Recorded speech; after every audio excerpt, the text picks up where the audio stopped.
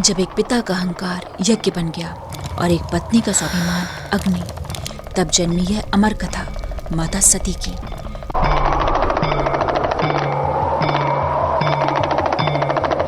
प्रजापति दक्ष ने अपने अहंकार और प्रतिष्ठा के प्रदर्शन के लिए एक अत्यंत भव्य यज्ञ का आयोजन किया। दिशाओं में घोषणाएं गूंज उठी और लगभग सभी देवताओं को आमंत्रण भेजे गए, किंतु इस विराट यज्ञ में जिनका स्थान सर्वोच्च था, भगवान शिव और उनकी अर्धांगिनी माता सती, उन्हें जानबूझकर आमंत्रित नहीं किया गया। यह उपेक्षा केवल निमंत्रण की नहीं, यह उस तपस्वी शिव के प्रति दक्ष के मन में छिपे अभिमान की अभिव्यक्ति थी। जब यह समाचार माता सती तक पहुंचा तो उनका हृदय विचलित हो उठा। पिता के घर में यज्ञ हो रहा था और एक पुत्री होने के नाते वहां जाने की तीव्र इच्छा उनके भीतर जाग उठी, परंतु साथ ही उनके मन में यह पीड़ा भी थी कि उनके पति, जो स्वयं संपूर्ण सृष्टि के स्वामी हैं, उनको इस यज्ञ में ना बुलाकर अपमानित किया गया है।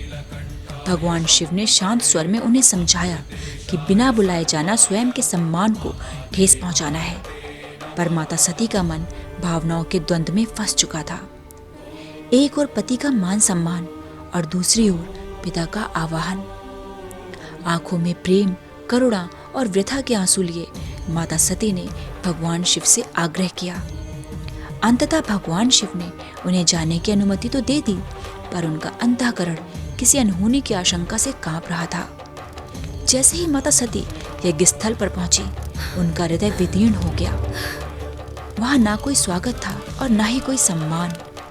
जब उन्होंने अपने पिता दक्ष से संवाद करने का प्रयास किया तो दक्ष के मुख से भगवान शिव के लिए कटु और अपमानजनक शब्द निकले। हर शब्द माता सती के हृदय में शूल बनकर चुभता चला गया। उन्होंने देखा कि जिन शिव की जटाओं में गंगा विराजती है, जिनके चरणों में देवता नतमस्तक होते हैं, उन्हें ही यहाँ उपेक्षा और तिरस्कार का पात्र बनाया जा रहा है। यह अपमान माता सती सहन न कर सकी। उनका हृदय वेदना से भर गया, नेत्र अश्रुओं से छलक उठे और उसी क्षण उन्होंने एक कठोर निर्णय लिया। उन्होंने उस देह को त्यागने का निश्चय किया जिसने भगवान शिव के अपमान को सहन किया था।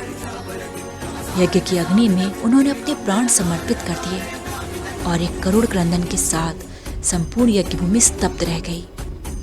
जब कैलाश पर भगवान शिव को यह समाचार मिला तो उनका हृदय शोक और क्रोध से धधक उठा।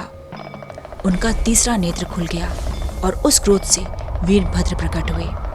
वीरभद्र ने दक्ष का संहार कर दिया। भगवान शिव के इस रूप से संपूर्ण सृष्टि कंपित हो उठी। माता सती के वियोग ने भगवान शिव को भीतर से तोड़ दिया। उन्होंने संसार की समस्त जिम्मेदारियों का त्याग कर दिया और माता सती के अधजले शरीर को अपनी बाहों में लेकर दिशाओं में भटकने लगे। उनका यह विरक्त, व्याकुल और शोकमग्न रूप देखकर पूरी सृष्टि चिंतित हो उठी। देवताओं को लगा कि यदि महादेव इस वेदना से बाहर न आए तो सृष्टि का संतुलन डगमगा जाएगा। तब भगवान विष्णु ने करुणा और धर्म की रक्षा के लिए अपने सुदर्शन चक्र से माता सती के शरीर के अनेक खंड कर दिए। जहाँ जहाँ वे पावन अंग गिरे, वे स्थल सदा सदा के लिए शक्तिपीठ कहलाए। अंततः भगवान शिव के हाथों में केवल माता सती की भस्म रह गई। उस भस्म को उन्होंने अपने अंगों पर स्मृति और प्रेम के प्रतीक के रूप में धारण कर लिया, जैसे वे सती को स्वयं में विलीन कर रहे हों। पर यह कथा यही समाप्त नहीं होती, क्योंकि यह केवल त्याग की नहीं, पुनर्जन्म और अटूट प्रेम की कथा है।